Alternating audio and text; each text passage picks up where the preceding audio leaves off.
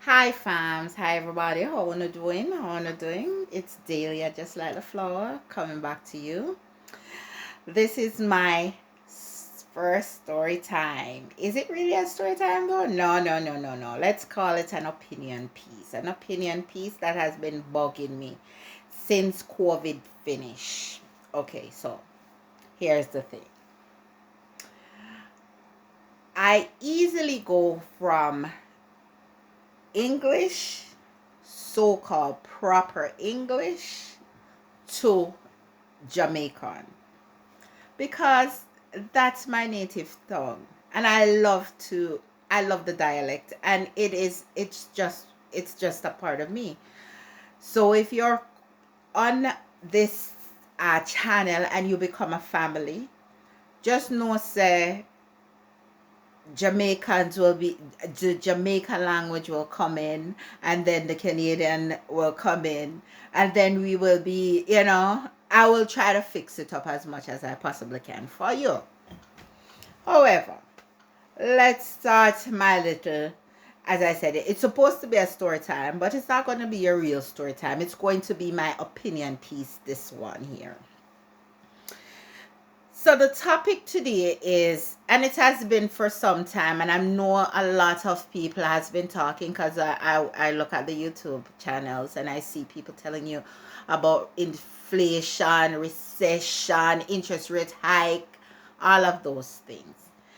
Now, is when I become an adult, I really understand what inflation is, interest rates impact on me, as well as recession. Now, keep in mind, um, when I was back home in Jamaica, they have the um everything married. What that means is that when things are scarce, you can't get this, you can't get that unless you buy this, unless you buy that. For example, when flour is scarce, you can't get flour unless you buy salt fish. That was the thing. And I was younger at that time too. So it was something that I never had to deal with, but I know my parents had to deal with it. However, now that I'm an adult and I'm doing the adulting thing, I realize these things are become so fluid because interest rates is associated with inflation. Inflation is associated with job losses and all of those things. So now you're starting to put the pieces together. So then I say to myself now, why is it that we have interest rates changing 3 times in a year?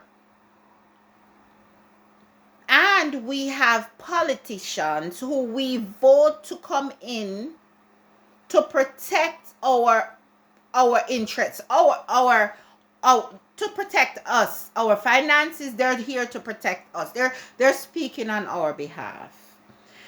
It's so unfortunate that I do not hear a politician speaking on our behalf when in a year interest rate is raised 3 times, 4 times.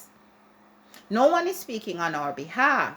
However, we have elections happening. Even through COVID, elections were happening. So I say to myself again, we're in a democratic society now. So I'm trying to link, because something has to link. There has to be some weight to how they're so privileged to change interest rates, how they're so privileged to say we're in inflation, how they're so privileged to say we're going through recession. People can't find money to buy food, people can't find money to pay rent, and people can't find money to do nothing more than make sure they go to work and come back and get depressed. You see the foolishness? Big time foolishness. So because of this reason, I believe when there's an interest rate hike to be happening, I as the consumer, or I as the citizen, needs to put in a vote for interest rate hikes. Because just like how I vote for elections, I need to put in a vote for interest rate hikes.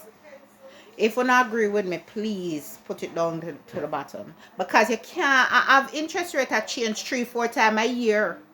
It don't make no sense. What kind of sense does that make? And nobody is being vocal about this. It just happened. And just like that, it just implemented by the banks. No, something needs to be done. I'm not saying a revolution needs to happen. No, I'm saying somebody needs to look into the situation because poor people cannot manage it no more. This is too much. Interest rate, inflation, the whole of them are cousins, the whole of them married. It needs to stop.